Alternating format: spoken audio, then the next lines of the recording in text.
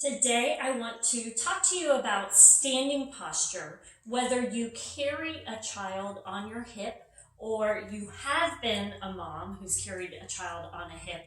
You probably have certain postures that you naturally go into now that you are maybe beyond those child holding years. So I want to just quickly go over some things with you to be aware of. Just like with sitting, if you happen to watch my last video in regards to sitting posture, same thing with standing. There's not one posture that you should be standing in that is the best posture. What you are thinking of is more, what is the next posture? Where am I going to go next? That is more important because the more we can keep our body moving through different positions, the better we are going to feel.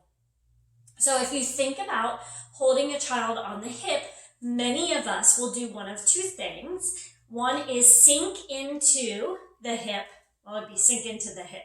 So you sink into this hip while you're holding your child, or you'll do this rib slide, or a little bit of both.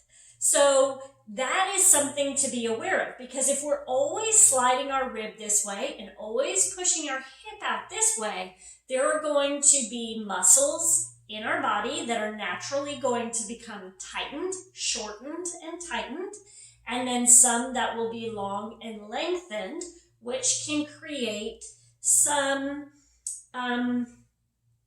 tension and aches in our bodies. So the goal is to keep moving through different positions. So if you are someone who holds your child, you need to start thinking about strengthening your upper body to help support that child rather than using the hip to support that child. The other thing, because I'm a mom, I have had 3 children, and I understand, I was doing a lot with my child on my hip, and to tell me to not move my hip in this direction and just use my upper body strength, I would probably look at you like you were crazy. Because, you'll be cooking dinner, you're doing all kinds of things. You might have that child on your hip for 30 minutes to an hour. So the other thing to think about is trying to switch that position. And I'll be honest with you, I can't even switch it because it's very awkward. Here we go. It's very awkward for me. And the key to knowing if you are stuck, so to speak, in one position is if it's really awkward for you in that opposing position, that means you need to work into that position more. So be aware of that, especially for those of you mamas who no longer are carrying your children. So I will still be standing in the grocery line waiting, and I will catch myself. I've got this hip pushed out, these ribs pulled this way, and then I've got my right foot out. And this can create, like I said, a lot of aches and tension and problems down the line. They may never become major problems if you keep movement, if you're moving a lot, but it can become problems. Some people will deal with SI joint pain, low back pain.